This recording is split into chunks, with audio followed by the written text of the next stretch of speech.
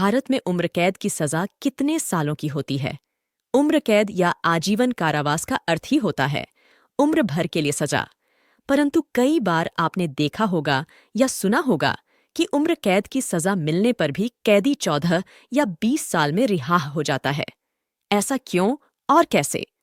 फिर उम्र कैद की सजा कितने सालों के लिए होती है?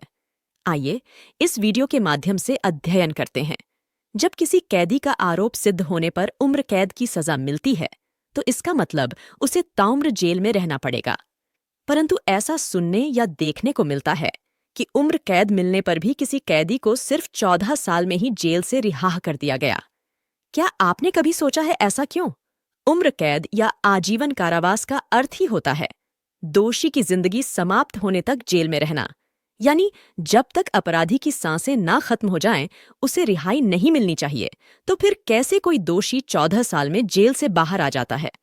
हम आपको बता दें कि संविधान में कहीं नहीं लिखा है कि उम्र कैद की सजा 14 साल की होगी। देश की हर अदालत आरोप साबित होने के बाद ये तय करती है कि अपराधी को उम्र कैद की सजा मिलेगी या कोई और सजा। सुप्रीम कोर्ट ने 2012 में अपने निर्णय से यह स्पष्ट किया है कि आजीवन कारावास या उम्र कैद का अर्थ है जीवन भर के लिए जेल और इससे ज्यादा कुछ नहीं। उम्र कैद का मतलब उम्र भर के लिए जेल। दरअसल उम्र कैद की सजा 14 साल की नहीं होती है। भारत में इसको लेकर गलत अवधारणाएं हैं। भारतीय कानून में कई सारे नियम बनाए गए हैं। अपराधी के अपराध के अनुसार उसको उम्र कैद की सजा मिलेगी या कुछ और, ये बहुत सोच समझकर तय किया जाता है। ये तो हम जानते ही हैं कि अदालत का काम सजा सुनाना होता है, परंतु उसको एग्जीक्यूट करने का काम राज्य सरकार के हाथ में होता है। ये राज्य सरकार को अधिकार दिया गया है कि उम्र कैद के आरोपी को 14 साल में रिहा करे, 20 साल में या मौत होने तक जेल में रखे। सुप्रीम कोर्ट में जजों की सीनियरिटी कैसे तय होती है? भारत के संविधान में उम्र कैद के बारे में क्या लिखा गया है? भारत के संविधान में ऐसा नहीं लिखा है कि उम्र कैद की सजा 14, 20 या 30 वर्षों की होगी। अपराधी को आजीवन कारावास मिलने का अर्थ है कि जब तक उसकी मृत्यु ना हो जाए उसे जेल में ही सजा काटनी होगी। आइए अब 14 साल की सजा के पीछे के कारण के बारे में अध्ययन करते हैं। कैदी की अवधि को कम करने के लिए संविधान की सीआरपीसी धारा 432 के तहत उचित सरकार को एक विशिष्ट आदेश को पारित करना होगा।